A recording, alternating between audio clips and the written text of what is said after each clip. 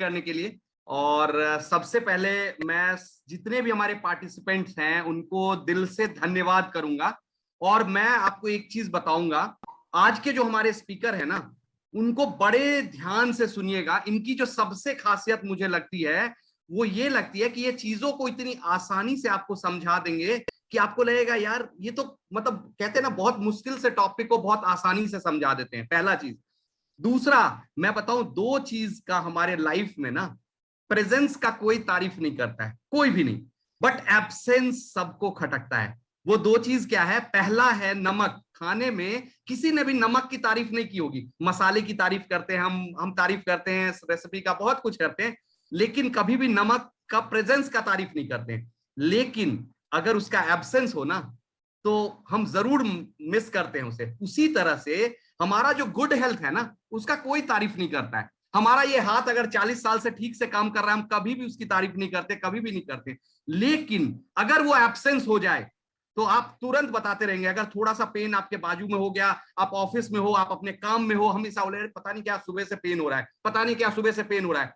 तो कहने का मतलब है, जिस प्रोडक्ट के बारे में बताया जा रहा है ना सर, मैं एक ही लाइन बोलूंगा, पहला सुख निरोगी काया, दूजा सुख पास हो माया। तो इस प्रोडक्ट में दोनों चीज है। एक तो ये आपके काया को ना सुख की तरफ ले जाएगा, दूसरा ये आपके माया को भी कैसे इंक्रीज करेगा वो तो है ही।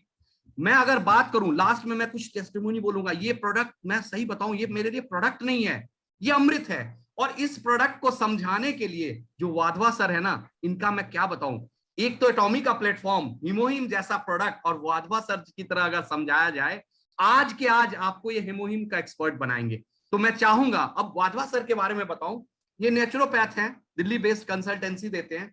सर का हमारा संबंध करीबन मतलब इससे पहले जो कंपनी थी वहां से थी, लगभग 2.5-3 साल से हम लोग बहुत अच्छे मित्र हैं। और मैं सर को थैंक्स बोलता हूं, क्योंकि बहुत सारे मेरे हेल्थ चैलेंज को सर ने ऐसे चुटकियों में क्लियर कर दिया। कई बार मैं हैरान रहता हूं कि क्या नॉलेज है। अभी हम लोग कभी मिले थे, तो मैं चाहूंगा बिना आप लोगों का ज्यादा समय लिए हुए मैं इनवाइट करना चाहूंगा one of the my favourite, मेरे न्यूट्रिशनल गुरु Wadhwa sir. Please sir continue करें, प्लीज सर।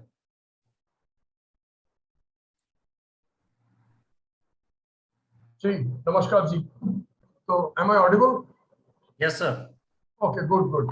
तो पहले तो वेलकम एवरीबॉडी। तो मैं पहले, जो लोग मुझे नहीं जानते उनके लिए मैं शेयर कर दूं, मेरा नाम नीरज वाधवा है और मैं दिल्ली में बेस्ड एक नेचुरोपैथ हूं और मैं दिल्ली में ही प्रैक्टिस करता हूं। मैंने फूड एंड न्यूट्रिशन से मेरा बड़ा लंबा रिश्ता है और मैंने अपने बहुत सारे कोर्सेज फूड एंड न्यूट्रिशन में किए हुए हैं, जिसमें से एक कोर्स मैंने इग्नू से किया था। उसके बाद सेकंड मैंने डॉक्टर बर्ग है यूएसए में, उनसे कीटो कोच की सर्टिफिकेशन ली। थर्ड मैं डॉक्टर एएलवी कुमार हैं जो मेरे गुरुजी हैं, उनसे मैंने योग सीखा हुआ है और वो हैदराबाद में है। और प्रेजेंटली मैं प्रिसीजन न्यूट्रिशन से L1 की हेल्थ कोचिंग की ट्रेनिंग भी ले रहा हूँ, जो कि 2 साल का प्रोग्राम है। तो मेरी जो सीखने की भूख है वो कभी खत्म नहीं होती और इसी प्रोसेस में मैं हमेशा सीखते रहता हूँ। और एटॉमी ने उसमें मेरा बड़ा साथ दिया है, एटॉमी में भी मैंने बहुत सारी चीजें सीखी हैं। तो ये तो था मेरे बारे में। तो आज का जो प्रोग्राम है मैं शेयर करता हूँ वो कैसे जाने वाला है। तो आज जो टॉपिक्स ऑफ द इवनिंग है उसमें सबसे पहले हम कवर करेंगे कि कैंसर की डेवलपमेंट में क्या ट्रीटमेंट्स हुए, कौन से ऐसे ट्रीटमेंट्स थे और कैसे कैंसर पिछले 100 साल में इसके ट्रीटमेंट्स में डेवलपमेंट हुए और हम आज कहाँ स्टैंड करते हैं उसको। इससे पहले कि आप इस प्रोडक्ट को किसी को रेकमेंड कर सकें, आपको एग्जैक्टली ये समझ आनी चाहिए कि कैंसर एग्जैक्टली होता क्या है, ये होता क्यों है, और हम इसके अंदर हमारे पास क्या क्या चॉइसेस होती है कस्टमर के पास। क्योंकि जब आप किसी कस्टमर से मिलेंगे और कैंसर के बारे में बात करेंगे तो कस्टमर सारी चॉइसेस को हैंडल कर रहा होगा और वो क्या क्या चॉइसेस होंगी उसके ऊपर से हम उनको क्या चॉइसेस दे सकते हैं उसको भी हम आज देखेंगे। सेकंड जो है, हम आज अपने प्रोडक्ट के बारे में बात करेंगे और ये देखेंगे कि हिमोहिम उन चॉइसेस में कहाँ स्टैंड करता है। देखिए, आप किसी कस्टमर के पास पहुंच के, कैंसर का कस्टमर के पास पहुंच के ये नहीं बोल सकते ये हिमोहिम हो, आप इसको ले लो और आप कल ठीक हो जाओगे। क्योंकि कस्टमर को पहले प्रोडक्ट, आपको जितना प्रोडक्ट में ट्रस्ट है उतना कस्टमर को भी ट्रस्ट होना चाहिए।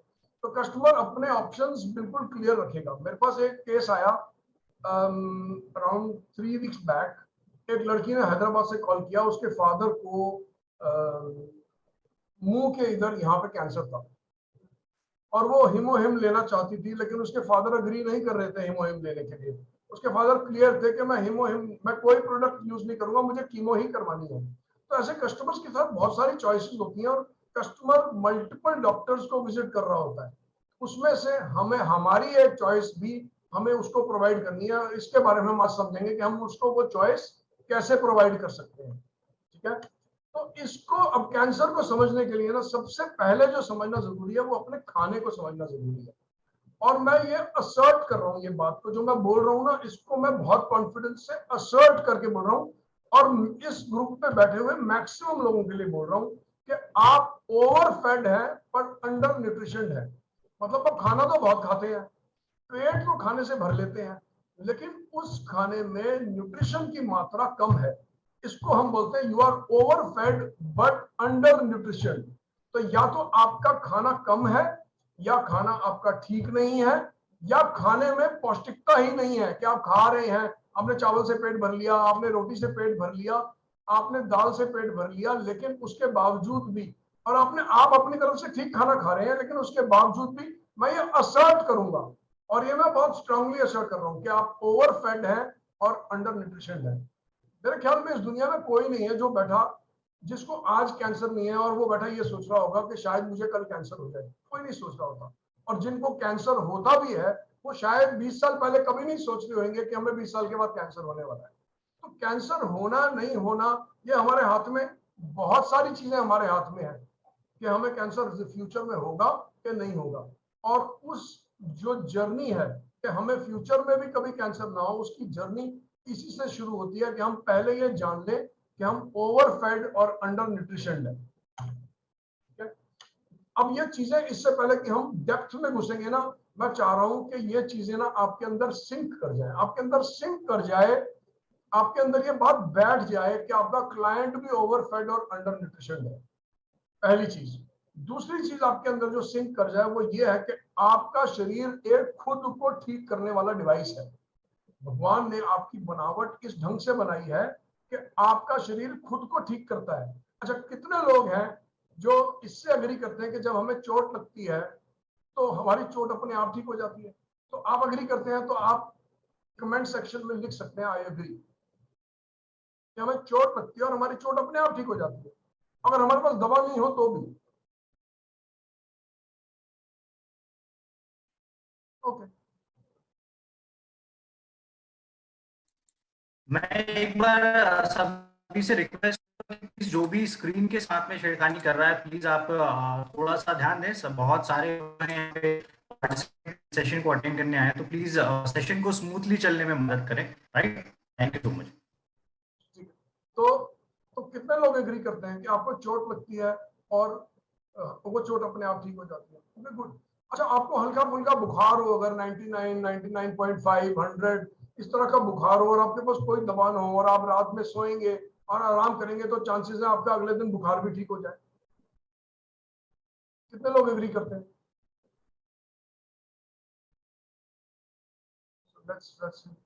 ओके, तो कुछ लोगों ने, okay, some people have said yes, good.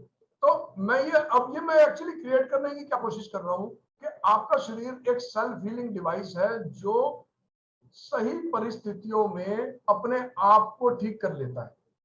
ठीक है, तो अब इस बात को ना सिंक इन कर लो, इस बात को ना समझ लो, इससे पहले कि आप किसी क्लाइंट को अप्रोच करो, इस बात के अंदर आपका कॉन्फिडेंस होना चाहिए कि आपका शरीर एक सेल्फ हीलिंग डिवाइस है जो कि अपने आप को ठीक रखने की शक्ति रखता है। ठीक है,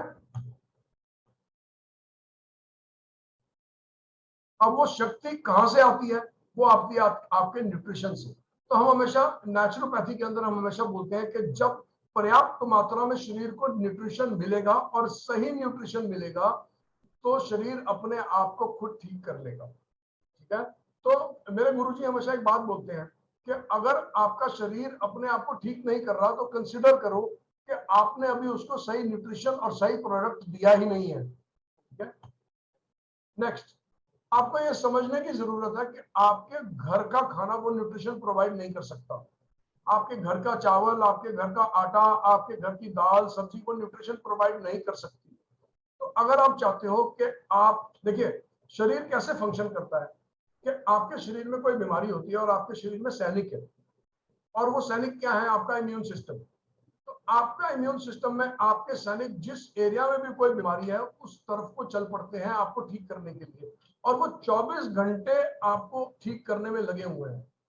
देखिए उसमें मैक्सिमम रिपेयर तब होती है जब आप सो रहे होते हैं। अगर आप जगे हुए हैं और आप डे टू डे एक्टिविटी कर रहे हैं, वो शरीर का रिपेयरिंग टाइम नहीं है। हालांकि उस टाइम में भी शरीर रिपेयरिंग में लगा हुआ है। डे टू डे एक्टिविटी, सुबह आप 6 बजे उठे और रात को आप 10 बजे सोए, इस पीरियड के अंदर मैक्सिमम टाइम आप अपना डाइजेशन में स्पेंड करते हैं। आप खाना खाते हैं, शरीर को खाना प्रोवाइड करते हैं, न्यूट्रिशन प्रोवाइड करते हैं, और जब आप सो जाते हैं तब आपका शरीर इस न्यूट्रिशन को इस्तेमाल करता है आपको रिपेयर करने के लिए। इसीलिए आपको सोने की जरूरत पड़ती है, इसीलिए सोना बहुत जरूरी है। तो आपके ठीक होने में आपके शरीर, आपका दिन में खाया हुआ खाना प्लस दिन में खाया हुआ न्यूट्रिशन और रात में सोना ही आपको हील करता है। और सबसे ज्यादा हीलिंग पीरियड रात को ही होता है, ये समझने की जरूरत है। Body is a self healing device. When you sleep it does maximum repair at that period. ठीक है, ठीक है। अब ये बात जब हम दो चीजों को समझ लिया ना, अब हम बीमारियों की तरफ आगे बढ़ते हैं। तो अगर आप देखोगे ना तो 1900 से लेकर 2000 तक ह्यूमैनिटी के ये 5 बड़े चैलेंजेस थे। एक जमाना था जब 1930 के अंदर लोग मलेरिया से मर जाते थे। जब भी मलेरिया का मैं बोल रहा हूँ मलेरिया का इलाज नहीं था, उस पीरियड में लोग मलेरिया से मर जाते थे। एक पीरियड ऐसा था लोगों को टीबी होती थी तो लोग टीबी से मर जाते थे, स्मॉल पॉक्स से मर जाते थे, हार्ट डिजीज से मर जाते थे। ये मोस्टली लोगों की डेथ के 5 मेन कॉजेज थे। और इसमें से 3 ऐसे कॉजेज हैं जो मलेरिया, टीबी और स्मॉल पॉक्स, जिसपे हमने विजय पा ली है। आज की डेट में शायद ही मलेरिया से कोई मरता है। मतलब अगर आप, एक जमाना होता था अगर आपको पता लग गया कि आपको मलेरिया है तो हाहाकार मच जाती थी, और घर वालों को समझ में आ जाता था कि ये आदमी अब जाने वाला है, और घर के बाहर लाल निशान लगा दिया जाता था कि इस घर में किसी को मलेरिया है, इस घर से इंटरेक्ट नहीं करना है, और वो इंसान कुछ दिनों में मर जाता था। सिमिलरली टीबी भी एक जमाने में ऐसी बीमारी थी। आप पुराने वाली जो वो हिंदी मूवी है ना, एक हिंदी मूवी है जिसके अंदर शाहरुख खान ने भी एक्ट किया है, उसमें टीबी हो जाता है।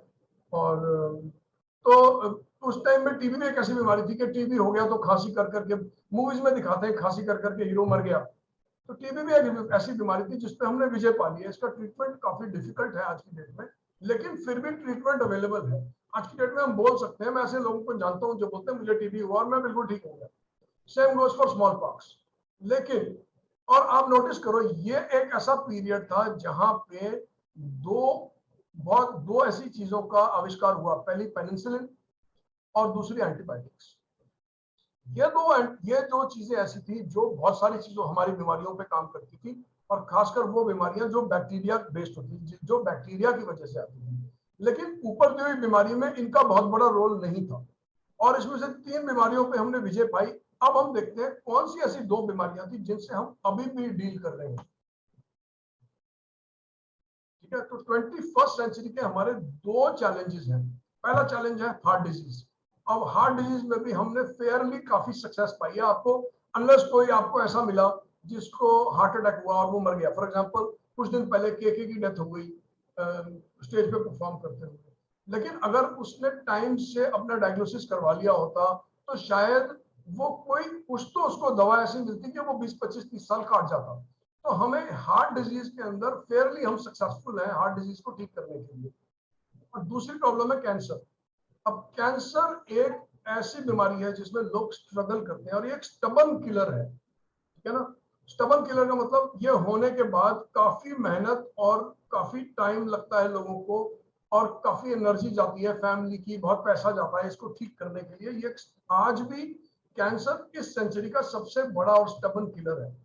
और मेरा हमेशा ये मानना है कि आप दुनिया का बेस्ट ट्रीटमेंट ले लो, आप चाहे जितने मर्जी अमीर हो, आपके पास बेस्ट ट्रीटमेंट है तो भी एक परसेंटेज चांसेस होंगे कि आप कैंसर होएगा और आप बचोगे नहीं।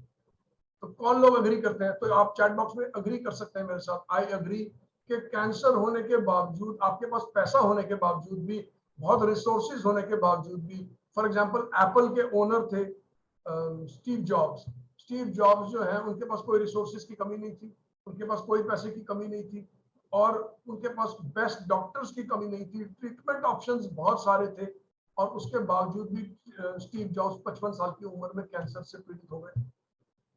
अब हमारे इंडिया में देख लीजिए कि अब फिल्म इंडस्ट्री की तरफ जाते हैं, फॉर एग्जांपल इरफान खान थे, वो बेस्ट ट्रीटमेंट लेके आए, यूएस गए, ऋषि कपूर थे, बेस्ट ट्रीटमेंट लेके आए और कोई कमी नहीं छोड़ी, बेस्ट कीमोथेरेपी ली, बेस्ट रेडियोथेरेपी ली, उसके बावजूद भी वो नहीं बचा पाए। तो आपको समझने की जरूरत है, ये एक ऐसी स्टबर्न बीमारी है जिसके अंदर ट्रीटमेंट ऑप्शंस होने के बावजूद भी, बेस्ट ट्रीटमेंट होने के बावजूद भी, पैसा होने के बावजूद भी, ये हमारे लिए एक चैलेंज खड़ा है 21वीं सदी में। और इंटरेस्टिंग चीज है, आपके हाथ में एक ऐसा प्रोडक्ट है जो इसको बहुत आसान बना सकता है लोगों के लिए। ये बिल्कुल ऐसे है जैसे जैसे किसी को बोलता है ना, कहाँ जा रहे हो, डॉक्टर के पास जा रहा हूँ मलेरिया की दवाई लेने। तो क्या फ्यूचर में ऐसे हो सकता है डॉक्टर के पास जा रहा हूँ हेमोहिम लेने के लिए, क्यों, मेरे को मुखा कैंसर हो गया। तो मैं भगवान से, मेरी दिली इच्छा है कि फ्यूचर हमको, हमारे लिए ये फ्यूचर लोगों के लिए ऐसा दिखाई दे, बिल्कुल जैसे हम मलेरिया को ट्रीट करते हैं ऐसे हम कैंसर को ट्रीट कर पाए। और उसके लिए अटॉमी ने हमें एक बहुत ही शानदार प्रोडक्ट दिया है, इसकी टेस्टिमोनीज मैं भी शेयर करूंगा। मैंने बड़े सारे लोगों को अपनी लाइफ के अंदर, क्लोज लोगों को हेमोहिम प्रोवाइड किया है, और उस पर हम देखेंगे उनको क्या बेनिफिट हुए इसके। बट आपको समझने की जरूरत है, best treatments and money are still not saving people with their cancer. ठीक है, अब हम समझते हैं कि सालों से, जब देखो कैंसर की हिस्ट्री ना 1700 साल पीछे जाती है, ठीक है, लेकिन धीरे धीरे जैसे जैसे हमारे डॉक्टर्स कैंसर को समझते गए, वो क्यों हो रहा है, कैसे हो रहा है, उसकी एक्सप्लेनेशन चेंज होती रही। और ना साइंस जो है ना, किसी चीज की रियलिटी नहीं है। मैं हमेशा लोगों को बोलता हूँ, science is the best explanation of why something is happening. Science एक बेस्ट एक्सप्लेनेशन है कि हमारे जीवन में कोई चीज क्यों होती है, और जब वो बेस्ट एक्सप्लेनेशन है ना, वो कभी भी चेंज हो जाती है। फॉर एग्जाम्पल, हम बोलते हैं धरती जो है वो गोल नहीं है, धरती फ्लैट है। फिर जब एक नई एक्सप्लेनेशन आई और उसके एविडेंस आए और प्रूव हुआ कि धरती तो फ्लैट नहीं है, धरती गोल है।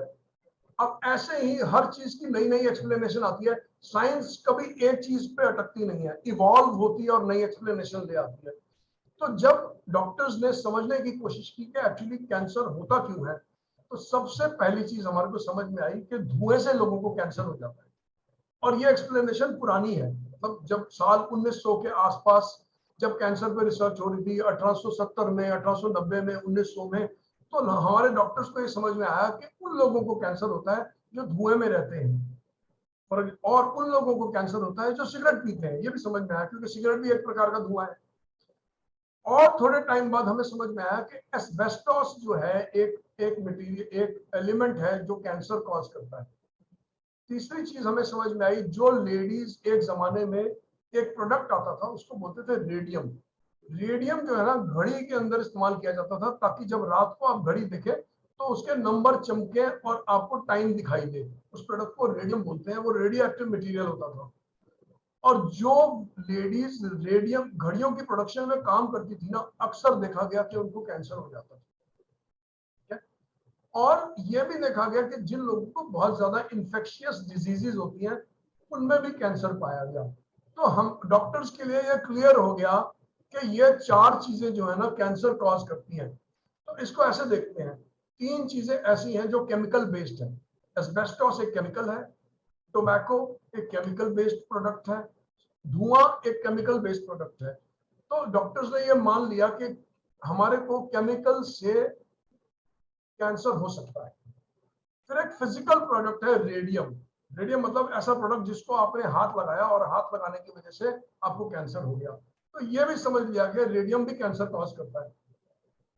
तीसरी चीज देखी गई, ये तीन तरह के डिफरेंट वायरसेस हैं। पायरोली वायरस है, एफ्टीन बरार वायरस है, एचपीवी वायरस है, हेपेटाइटिस वायरस है। हेपेटाइटिस जो है वो लिवर को परेशान करता है, हेपेटाइटिस वायरस। ये बहुत सारे लोग जानते भी होंगे, हेपेटाइटिस एक बीमारी का नाम भी है।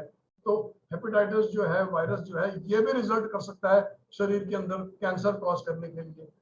तो इन्फेक्शियस प्रॉब्लम्स भी कैंसर कॉज करती हैं। तो डॉक्टर्स के लिए बिल्कुल क्लियर हो गया कि कैंसर 3 तरीके से होता है, केमिकल से, फिजिकल से और इन्फेक्शन से, ठीक है। लेकिन ऐसा आने वाले टाइम में देखा गया कि जहां पे ये 3 प्रॉब्लम्स नहीं थी वहां भी लोगों को कैंसर हुआ। फॉर एग्जांपल, मेरी नानी की डेथ कैंसर से हुई थी। अब ना तो मेरी नानी एस्बेस्टॉस करती थी, ना वो टोबैको सिगरेट पीती थी, ना वो धुएं में रहती थी, ना वो घड़ी की फैक्ट्री में काम करती थी, और ना उसको कोई इन्फेक्शन हुई थी।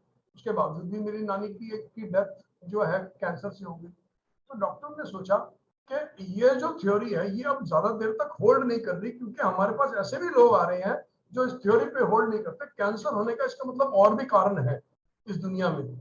तो जब और कारण ढूंढे गए तो एक और एक्सप्लेनेशन सामने आई। बट पहली वाली एक्सप्लेनेशन से हमें एक चीज समझ में आ गई कि कैंसर जो है ना, सेल्स का एक्सेसिव ग्रोथ है, कि शरीर के अंदर कहीं ग्रोथ होती है, यहाँ ग्रोथ हो गई, यहाँ ग्रोथ हो गई, पेट के अंदर ग्रोथ हो गई, लिवर में ग्रोथ हो गई, जहां भी कोई एक्सेसिव ग्रोथ होगी वहां पे कैंसर हो जाएगा। यह चीज हमारे को इस थ्योरी से अच्छी तरह समझ में आ गई, और हमारे पास बड़े सालों से 3 ऑप्शंस थे उसको ठीक करने के लिए, जिसमें पहला ट्रीटमेंट ऑप्शन है कि कैंसर को मार दो। मार दो कैसे? सर्जरी कर दो और उसको काट के निकाल दो। तो कस्टमर के पास सबसे पहला ऑप्शन यही होगा कि वो जाएगा, सर्जरी करवाएगा, और वो बोलेगा मैं सर्जरी करवाने लगा हूं, और कैंसर को काट के निकाल लेंगे। फॉर एग्जांपल, किसी को सिर के अंदर कैंसरियस ट्यूमर हो गया तो इसका सिर काटेंगे, सिर काटने के बाद उसके अंदर से कैंसर के ट्यूमर को बाहर निकालेंगे और उसका सिर पैक कर देंगे। इसको बोलते हैं कैंसर को मारना और खत्म करना। दूसरा ट्रीटमेंट ऑप्शन है रेडिएशन। रेडिएशन का मतलब होता है उसको बर्न कर दे। तो जैसे जैसे साइंस ग्रो करती है हमारे पास और ट्रीटमेंट ऑप्शंस आते हैं, तो हम लेजर से किसी भी कैंसर को बर्न कर सकते हैं, रेडिएशन देकर, लेजर से। तो हमने वो ऑर्गन जहां पे कैंसर है उस ऑर्गन को खोला, वहां पे जो कैंसरियस सेल्स हैं उनको रेडिएशन से जला दिया, जलाने के बाद पेशेंट को वापस पैक कर दिया। और तीसरी ऑप्शन है पॉइजन इट। पॉइजन का मतलब यह है कि शरीर में एक ऐसा पॉइजन डालना है जिसको कीमोथेरेपी बोलते हैं, जिसकी वजह से कैंसर सेल मर जाए।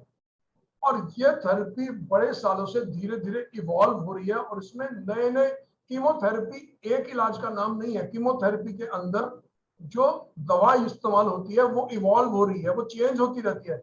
जो दवा हम कीमोथेरेपी में 10 साल पहले यूज करते थे वो अब नहीं यूज करते। जो दवा हम 20 साल पहले यूज करते थे वो 10 साल पहले यूज नहीं करते थे। तो कीमोथेरेपी में कौन सा पॉइजन हमने इस्तेमाल करना है पेशेंट के कैंसर को मारने के लिए, वो चेंज होते जा रहा है। ठीक है, तो आपको ये समझने की जरूरत है। तो इसके कुछ साइड इफेक्ट्स भी हैं। साइड इफेक्ट्स क्या है? देखिए, रेडिएशन के साइड इफेक्ट्स क्या है कि और चीजें डैमेज हो सकती हैं, पहली चीज। दूसरा, कि किस वजह से इंसान को कैंसर हुआ उसको तो अभी तक एड्रेस ही नहीं किया।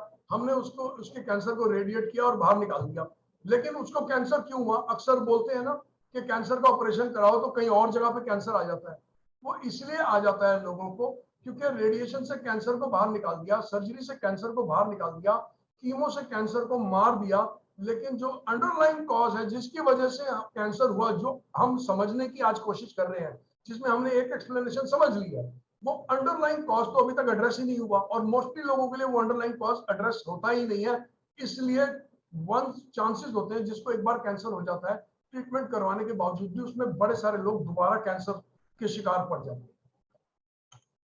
अब ये जो हमारे पास ऑप्शन थी, हमने इससे क्या सीखा? इससे हमने ये सीखा कि कैंसर सेल जो है ना वो ग्रो करता है, एक पहली चीज ये सीखी। दूसरी, नॉर्मल सेल जो होता है बॉडी का वो ग्रो करता है, लेकिन एक पॉइंट पे आके उसकी ग्रोथ बंद हो जाती है और फिर वो मर जाता है, और उसकी जगह में नॉर्मल एक नया नॉर्मल सेल आ जाता है।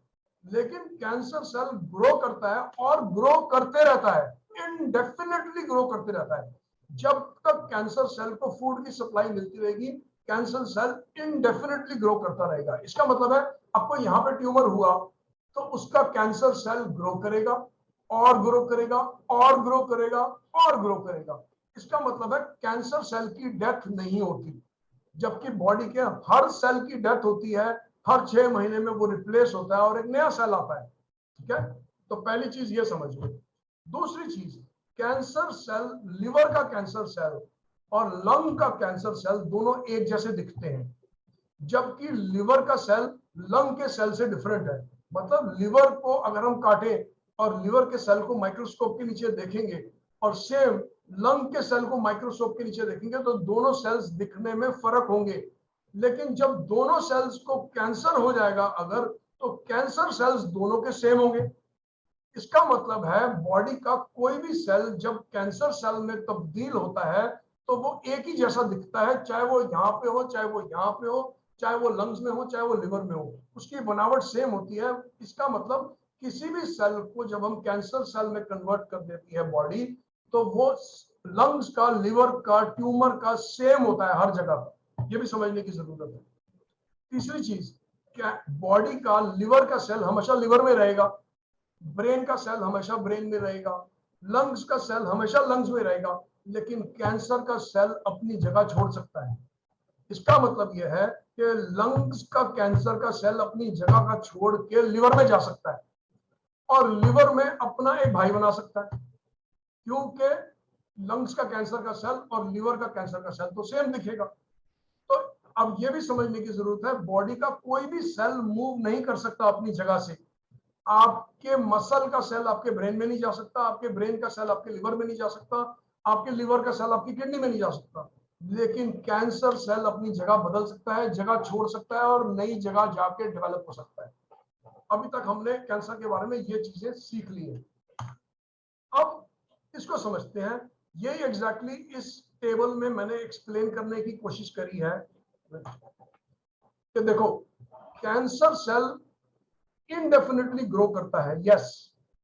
नॉर्मल सेल इंडेफिनिटली ग्रो नहीं करता, नॉर्मल सेल की डेथ हो जाएगी, फिर नया आएगा। कैंसर सेल इमॉर्टल होता है। इमॉर्टल वो जो कभी नहीं मरता। अगर आपके शरीर में, कस्टमर के शरीर में कैंसर का सेल है, अगर कस्टमर 5 साल तक जिंदा है तो कैंसर का सेल भी 5 साल तक जिंदा है, जबकि उसके नॉर्मल सेल 5 साल के अंदर 15 बार बदल चुके हैं। कैंसर का सेल शरीर में मूव कर सकता है, एक जगह से दूसरी जगह जा सकता है, नॉर्मल सेल नहीं जा सकता। इसको बोलते हैं ग्लाइकोलिसिस। ग्लाइकोलिसिस का मतलब है नॉर्मल सेल को जिंदा रहने के लिए ऑक्सीजन चाहिए, लेकिन कैंसर सेल को जिंदा रहने के लिए ऑक्सीजन नहीं चाहिए। कैंसर का सेल हमारे शरीर में बिना ऑक्सीजन के जिंदा रहता है। इसको बोलते हैं एनएरोबिक रेस्पिरेशन। अब इसको इंसान की बॉडी के हिसाब से समझते हैं। जब आपने बहुत धीरे धीरे 15 किलोमीटर भागना है तो उसके भागने के लिए जो एनर्जी प्रोड्यूस करेगी बॉडी, उसको एरोबिक एनर्जी बोलते हैं, क्योंकि उसमें ऑक्सीजन का इस्तेमाल होता है। धीरे धीरे भागते रहते हैं, आपकी बॉडी ऑक्सीजन का इस्तेमाल करती रहती है, इसलिए ये एनर्जी अनलिमिटेड होती है। मतलब आप 1 किलोमीटर भी भाग सकते हैं, 10 किलोमीटर भी भाग सकते हैं, 25 किलोमीटर भी भाग सकते हैं, 100 किलोमीटर भी भाग सकते हैं, क्योंकि ऑक्सीजन की सप्लाई अनलिमिटेड है। जब तक बॉडी को न्यूट्रिशन मिलता रहेगा और पर्याप्त मात्रा में ऑक्सीजन मिलती रहेगी, शरीर चलता रहेगा। लेकिन एनएरोबिक जो रेस्पिरेशन होता है वो बहुत छोटे पीरियड के लिए होता है। सपोज मैं किसी रनर को बोलूं 100 मीटर फुल स्पीड पे भागना है 50 सेकंड के लिए सिर्फ। अब अगर इस पॉइंट पे हमारा शरीर ऑक्सीजन की वेट करेगा तो हम 100 मीटर तेज नहीं भाग सकते। तो 100 मीटर बहुत तेज भागने के लिए हमारा शरीर ऑक्सीजन का इस्तेमाल नहीं करता। इस तरह की रेस्पिरेशन को बोलते हैं एनएरोबिक रेस्पिरेशन। और एनएरोबिक रेस्पिरेशन का जो बाय प्रोडक्ट है वो होता है लैक्टिक एसिड। कहने का मतलब है, जब आप धीरे धीरे भाग रहे हैं तो आप ग्लूकोज का इस्तेमाल करेंगे ऑक्सीजन की प्रेजेंस में और एनर्जी बनाएंगे। लेकिन जब आप बहुत तेज 100 मीटर भागेंगे 50 सेकंड के अंदर, तो आप ऑक्सीजन का इस्तेमाल नहीं करेंगे। आप बिना ऑक्सीजन के आपकी बॉडी 50 सेकंड तक रन करेगी और उसका बाय प्रोडक्ट होगा लैक्टिक एसिड। इसलिए जो रनर बहुत तेज भागते हैं 100 मीटर के लिए, उनके मसल्स में लैक्टिक एसिड बहुत तेजी से बन जाता है और लैक्टिक एसिड हमारी मसल्स को थका देता है। अब ये मैंने क्यों समझाया, ये समझाने के लिए कि कैंसर का सेल हमारी बॉडी में बिना ऑक्सीजन के भी सरवाइव करता है और कैंसर का सेल जिंदा रहने के लिए ऑक्सीजन का इस्तेमाल नहीं करता, और कैंसर के सेल का बाय प्रोडक्ट लैक्टिक एसिड होता है। अब जिनके लिए क्लियर है वो चैट बॉक्स में लिखें क्लियर, ताकि मुझे समझ में आए कि ये बात समझ में आई है कि नहीं आई।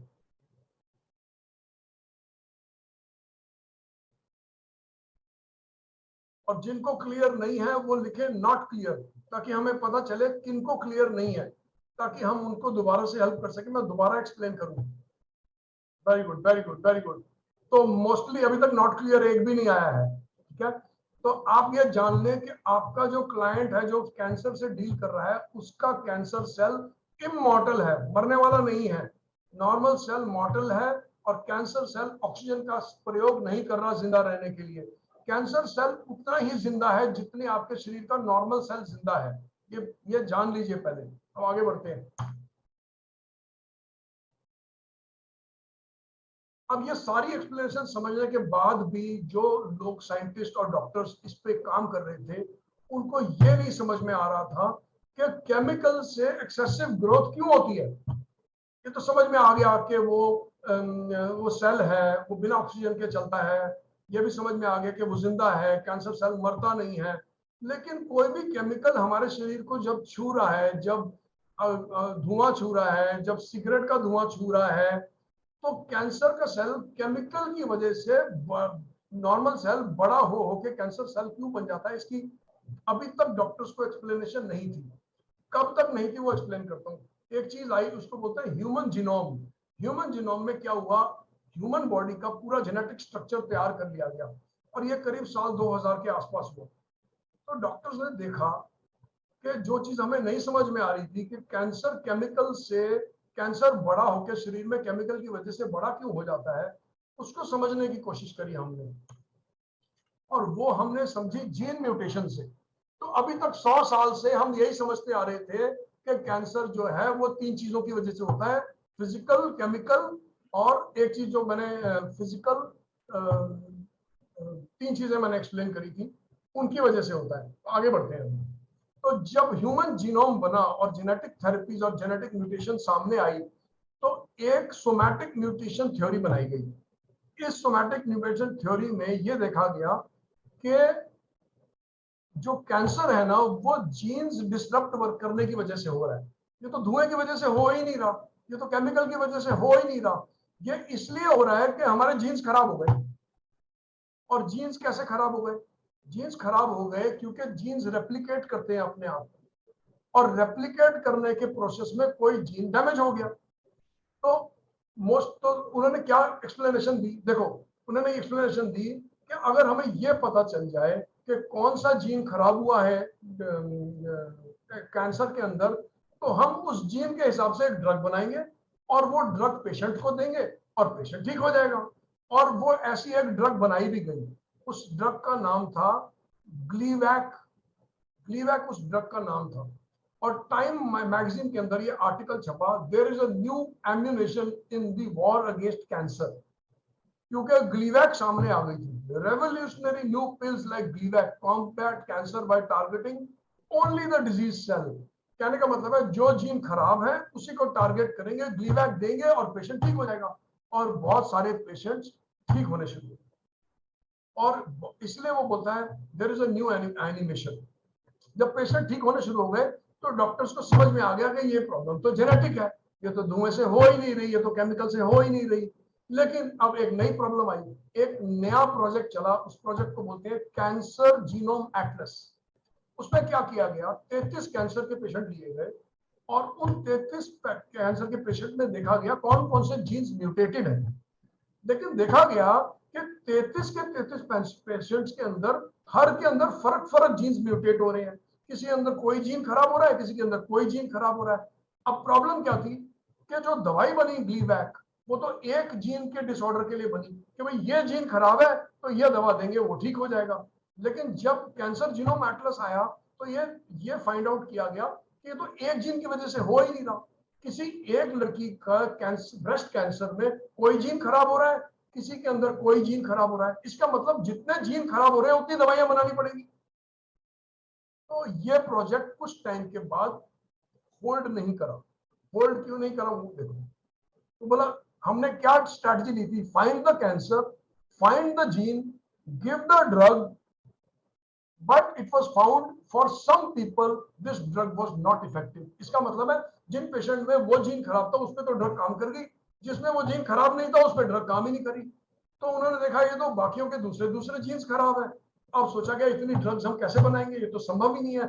60 जीन्स खराब है, किसी के 60 का कोई कॉम्बिनेशन है, किसी के 60 का दूसरा कॉम्बिनेशन है, ठीक है। और कभी कभी तो ये भी देखा गया एक पेशेंट में 2 एरियाज में कैंसर था, फॉर एग्जांपल पेट में कैंसर है और प्रोस्टेट में कैंसर है, तो जो प्रोस्टेट में कैंसर है उसके जीन्स अलग थे और जो पेट में कैंसर है उसके जीन्स अलग थे। अब इस तरह के इंसान को हम कितनी दवाइयां देंगे? तो ये वाला जो स्टैंड था कि जीन्स की वजह से कैंसर होता है, ये फेल होता है। अभी तक हमारे पास जवाब नहीं था कि कैंसर क्यों होता है। अब हम आगे बढ़ते हैं। तो अभी तक हमने सीखा क्या इससे? पहली चीज सीखी कि कैंसर हमारा खुद का ही एक सेल होता है, ये बाहर से नहीं आता, हमारा खुद का सेल है जो कैंसेरियस हो जाता है, पहली चीज। दूसरी चीज अब तक हमने ये सीखी कि जिस तरह से कैंसर हमारे अंदर है ना, उसी तरह से कैंसर छोटे छोटे ऑर्गेनिजम्स में भी है, वो ऑर्गेनिज्म भी जो सिर्फ सिंगल सेल के हैं। इसमें शायद ही कोई होगा ग्रुप में जिसने 8वीं क्लास में हाइड्रा नहीं पढ़ा होगा। Hydra is a single cell animal. सबसे पहले जब 8वीं क्लास में बायोलॉजी पढ़ाई जाती है तो हाइड्रा पढ़ाया जाता है। तो ये एक रिसर्च स्टार्ट हुई और इस रिसर्च में ढूंढा गया कि कैंसर तो हाइड्रा को भी हो रहा है। अब सोचा गया कि इस हाइड्रा को कैंसर हो रहा है, इसका मतलब है कुछ तो हम जो इवॉल्व हो रहे हैं एज अ ह्यूमन बीइंग, उसके अंदर ही कुछ गड़बड़ है जहां से कैंसर हमारे अंदर आ रहा है। अगली चीज ये समझी गई कि शरीर का कोई भी सेल कैंसेरियस बन सकता है। आपके शरीर में हर सेल कभी ना कभी कैंसेरियस बनता है, लेकिन जब सही मात्रा में, पर्याप्त मात्रा में वो वहां पे न्यूट्रिशन प्रेजेंट होता है तो वो सेल, बॉडी उस सेल को बाहर निकाल देती है और रिप्लेस कर देती है। तो 3 चीजें हमने इसमें सीख ली। पहली चीज कि कैंसर अपने ही सेल से बनता है। दूसरी चीज, कैंसर सिंगल सेल के ऑर्गेनिज्म में भी पाया जाता है।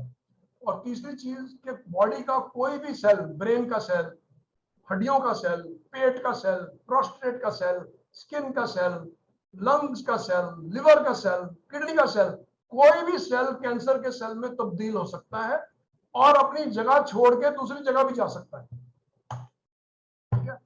अब ये तीसरी एक्सप्लेनेशन आई। जब पहली 2 एक्सप्लेनेशन समझ नहीं आई तो तीसरी एक्सप्लेनेशन आई कि कैंसर क्यों होता है।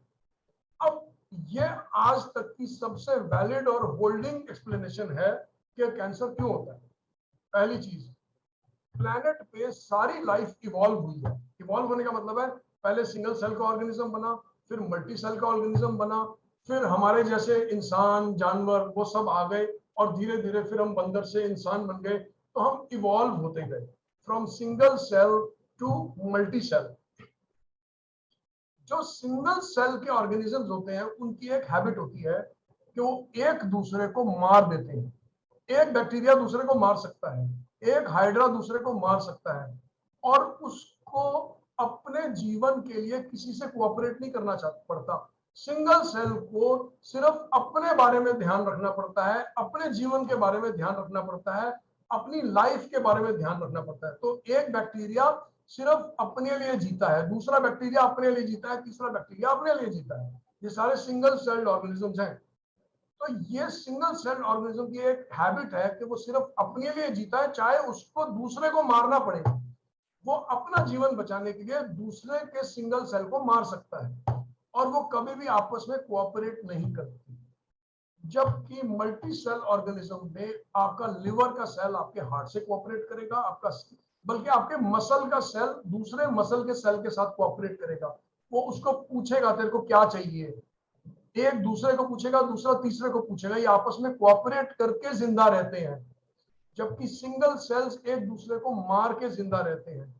तो जो हमारी ओरिजिनल प्रोग्रामिंग है सिंगल सेल की, वो ओरिजिनल प्रोग्रामिंग है कि साथ वाले सेल को मार दो।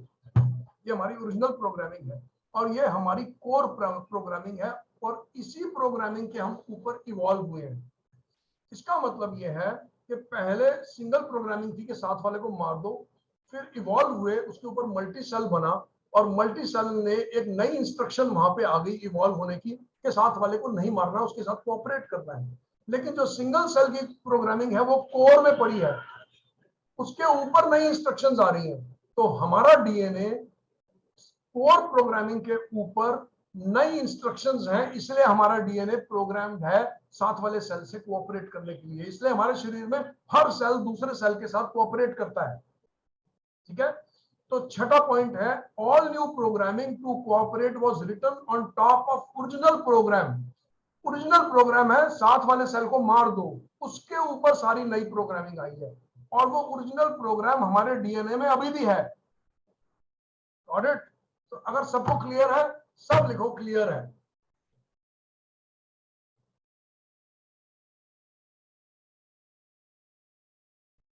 और किसी को नहीं क्लियर है वो लिख दे क्लियर नहीं है। Very good.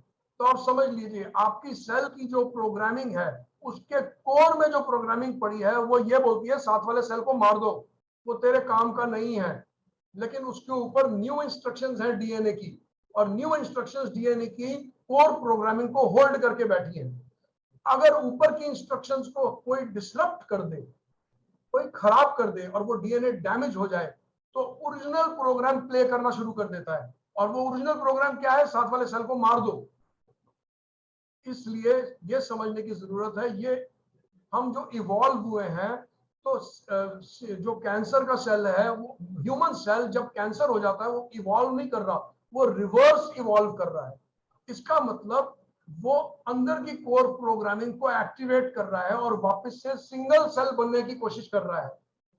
और सिंगल सेल की हैबिट क्या है? साथ वाले सेल को मार देना है, साथ वाले सेल से कोऑपरेट नहीं करना, अपने आप पे रहना है, इमॉर्टल हो जाना है। इमॉर्टल का मतलब एक बैक्टीरिया को अगर आप लैब में एक प्लेट में डालते हैं और आप उसको खाना देते रहते हैं बैक्टीरिया को, तो वो बैक्टीरिया कभी नहीं मरता, वो सिर्फ बड़ा होते रहता है, बड़ा होते रहता है, बड़ा होते रहता है।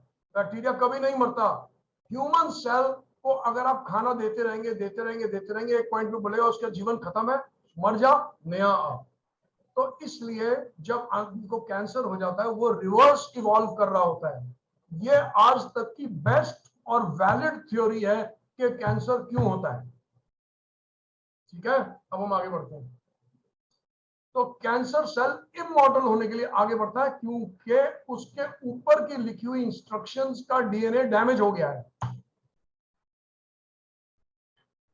अब ये समझते हैं, देखो ये थोड़ा सा क्लियर नहीं है, लेकिन आप मेरे ख्याल में फिर भी थोड़ा सा रीडेबल है। देखो ये जो है एक नॉर्मल सेल है, एक सिंगल सेल है, एक जो है वो कैंसर सेल है। तो नॉर्मल सेल की ग्रोथ होती नहीं रहती, लेकिन सिंगल सेल की ग्रोथ होती रहती है, कैंसर सेल की ग्रोथ होती रहती है। नॉर्मल सेल इमॉर्टल नहीं होता, लेकिन कैंसर सेल इमॉर्टल होता है, और सिंगल सेल ऑर्गेनिज्म भी इमॉर्टल होता है। नॉर्मल सेल मूव नहीं कर सकता, सिंगल सेल मूव कर सकता है, और कैंसर सेल भी मूव कर सकता है। नॉर्मल सेल ऑक्सीजन लेता है, सिंगल सेल ऑक्सीजन के बिना सर्वाइव कर सकता है, और कैंसर सेल भी ऑक्सीजन के बिना सर्वाइव कर सकता है। अभी आज की सेमिनार वर्कशॉप के लिए हम इसी पे ही होल्ड करेंगे, लेकिन इनमें और भी सिमिलैरिटीज हैं नीचे। फॉर एग्जांपल चलो इसको समझ लेते हैं। होस्ट डिस्ट्रक्शन, इसका मतलब यह है कि सिंगल जो नॉर्मल सेल है वो होस्ट को डिस्ट्रॉय नहीं करता। होस्ट मतलब वो इंसान जिसको कैंसर हो गया है। नॉर्मल सेल कभी होस्ट को डिस्ट्रॉय नहीं करता, जबकि सिंगल सेल होस्ट को भी डिस्ट्रॉय कर सकता है, अपने साथ वाले को भी मार सकता है, और कैंसर सेल भी यही काम कर सकता है। सिंगल सेल की एक्सपोनेंशियल ग्रोथ नहीं होती, नॉर्मल सेल की बॉडी, ह्यूमन सेल की एक्सपोनेंशियल ग्रोथ नहीं होती, लेकिन कैंसर सेल की एक्सपोनेंशियल ग्रोथ होती है। आगे बढ़ते हैं, ये चीजें मोस्टली सब लोगों को क्लियर हो गई होंगी। अब इसमें जेनेटिक्स का बहुत बड़ा रोल है। देखो कितने लोगों ने सुना है कि ये प्रॉब्लम तो हेरिडिटी है, मेरी फैमिली में तो डायबिटीज है, मेरे दादा को थी इसलिए मुझे भी है, नहीं तो मुझे भी होगी आज आगे चल के। कितने लोगों ने ये सुना है? तो है एच लिखो सिर्फ चैट बॉक्स में, एच मतलब आपने सुना है कि प्रॉब्लम हेरिडिटी है। ऐसे ही बड़े लोग ये मानते हैं, मेरे मेरे एक फ्रेंड है, वो ये मानते हैं कि उनकी नानी को कैंसर था और उनके दादाजी को कैंसर था, इसलिए वो कैंसर से बहुत डरते हैं और वो ये सोच के चलते हैं कि मुझे भी किसी दिन जरूर होगा। इसको बोलते हैं हेरिडिटी। ठीक है, अब मैं आपको एक चीज एक्सप्लेन, एक देखो कुछ चीजों में ना हमें पता नहीं होता सच्चाई है कि नहीं है, लेकिन वहां खड़े होकर फिर भी हम अपना जीवन जी सकते हैं। तो मेरा इनविटेशन है कि आप यहाँ खड़े होकर अपना जीवन जिए। कि कैंसर जो है इसमें सच्चाई कितनी है मैं अभी साबित नहीं कर सकता, लेकिन मैं आपको इनवाइट कर रहा हूँ कि आप यहाँ खड़े होकर अपना जीवन जिए। कि कैंसर एक हेरिडिटी प्रॉब्लम हो, चाहे हो भी, तब भी आपके लाइफस्टाइल से आती है। कैंसर ट्रिगर होता है आपके लाइफस्टाइल से। ये जो जो पहली थ्योरी थी और दूसरी थ्योरी थी वो फेल हो गई। तीसरा थ्योरी है कि आपका लाइफस्टाइल आपके जीन्स को खराब करता है, और उसमें आपका सबसे बड़ा दुश्मन जो है ना वो चीनी है, sugar. Sugar is your biggest enemy. तो जितना आप गुलाब जामुन खाते हैं, रसगुल्ले खाते हैं, चाय पीते हैं, वो आपका सबसे बड़ा दुश्मन है, क्योंकि वो आपका लाइफस्टाइल खराब करता है, आपकी हैबिट्स खराब करता है और कैंसर को ट्रिगर कर सकता है। और ये एक जगह है जहां से खड़े होकर आप अपना जीवन जी सकते हैं। ठीक है, तो या तो आपके पास दो चॉइसेस हैं, या तो आप एविडेंस ढूंढते रहे, या फिर यहाँ खड़े होकर अपना जीवन जिए कि मैं अगर अपना जीवन यहाँ खड़े होकर जीऊंगा जैसे कि मैं जीता हूँ, कि अगर मैं चीनी खाऊंगा तो मेरे जेनेटिक्स खराब हो सकते हैं, मेरी बॉडी के अंदर कैंसर ट्रिगर हो सकता है। मैं यहाँ खड़े होकर अपना जीवन जीता हूँ। मेरी नानी को कैंसर हुआ है, मेरी दादी को डायबिटीज हुई थी, मेरे दादाजी को भी डायबिटीज हुई थी, लेकिन मैं क्लियर हूँ क्योंकि मैं एक साफ जीवन शैली जीता हूँ। तो मेरे मेरे जीन्स उतने डैमेज नहीं होंगे, उनको मैं न्यूट्रिशन प्रोवाइड करता हूँ, इतने डैमेज नहीं होंगे, और चांसेस है कि मुझे कभी जिंदगी में मैं डायबिटीज से और कैंसर से तो कभी नहीं मरने वाला।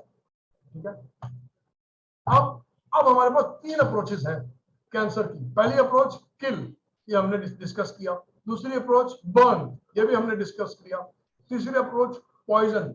बट एक अप्रोच और है हमारे पास, वो अप्रोच जो हमारे सेल्स को आपस में कम्युनिकेट करने के लिए और कोऑपरेट करने के लिए हेल्प करेगी, और वो सपोर्ट है न्यूट्रिशन और हर्ब्स की। तो अगर आप सही मात्रा में अपने शरीर को न्यूट्रिशन प्रोवाइड करें और सही मात्रा में हर्ब सपोर्ट दें। देखिए हर्ब का क्या काम है, हर्ब का काम है, फॉर एग्जांपल आपको इंडाइजेशन हो गया, कितने लोग इंडाइजेशन पे यहाँ पे अजवाइन खाते हैं? तो अजवाइन खा के आपने क्या किया, आपने अपने शरीर को बोला कि ये हर्ब लो, और वो हर्ब के अंदर जो इंग्रेडिएंट्स हैं उसको इस्तेमाल करके मुझे ठीक करो। ठीक है, तो आपने अपने शरीर को अजवाइन देके कुछ इंस्ट्रक्शंस भेजी। तो जब आप वो इंस्ट्रक्शंस भेजोगे, वो इंस्ट्रक्शंस आपका शरीर फॉलो करेगा, और वो फॉलो करेगा तो आपका इंडाइजेशन ठीक हो जाएगा। तो आपने अपने शरीर को दो चीजें प्रोवाइड करनी है, एक न्यूट्रिशन और दूसरा हर्ब सपोर्ट, और तीसरा फास्टिंग। ये भी याद रखिएगा, फास्टिंग हीलिंग को इंप्रूव करता है। तो एक, जब दिन में आप जग रहे होते हैं तो आपकी फास्टिंग इंप्रूव करती है। दूसरा, जब आप रात को सो रहे होते हैं तब आपके शरीर में हीलिंग होती है। ये दो पीरियड हैं जब शरीर अपने आप को ठीक कर रहा होता है। और कैंसर सेल क्या है? Cancer cell is a human cell gone rogue. रोग का मतलब क्या होता है? जैसे कोई लूर लूर सड़कों पे घूम रहा है बिना किसी गोल के, उसकी कोई इच्छा नहीं है, कोई जिंदगी में टारगेट नहीं है, बस वो सड़क पे निकलता है और बस घूमते रहता है, उसको बोलते हैं वो इंसान रोग हो गया है। ऐसे ही कैंसर सेल भी एक सेल है जो रोग हो गया है, जिसको पता ही नहीं अब मैं क्या हूं, कि मैं लंग का सेल हूं, कि मैं लिवर का सेल हूं, कि मैं ब्रेन का सेल हूं। वो रोग हो चुका है, और वो कंटिन्यू करता रहेगा ग्रोथ में जब तक आप उसको कुछ न्यूट्रिशन और हर्ब सपोर्ट नहीं दोगे। तो ये न्यूट्रिशन है जो मैं रेकमेंड करता हूँ हर इंसान के लिए। आपके विटामिन डी लेवल्स पूरे होने चाहिए, विटामिन B12 लेवल्स पूरे होने चाहिए, ओमेगा 3 2:1 की रेशियो में होना चाहिए। कहने का मतलब यह है कि अगर आप तेल खाते हैं, खाने का सोयाबीन का तेल खाते हैं, सनफ्लावर का तेल खाते हैं, ये ओमेगा 6 है। और अगर आपने ओमेगा 6 और ओमेगा 3 को 2:1 की रेशियो में नहीं रखा तो आपके शरीर कहीं ना कहीं तकलीफ में आएगा। और एटॉमी ने हमारे को एक बहुत अच्छा प्रोडक्ट दिया हुआ है जिसको हम बोलते हैं ओमेगा 3। और चौथा प्रोडक्ट है प्रोबायोटिक, जिसको एटॉमी में हम न्यूट्रास्यूटिकल बोलते हैं। ये हमारे हाजमे को तेज रखता है, क्योंकि आप अगर न्यूट्रिशन प्रोवाइड करोगे और आपका हाजमा ही ठीक नहीं होगा तो न्यूट्रिशन अब्सॉर्ब नहीं होगा।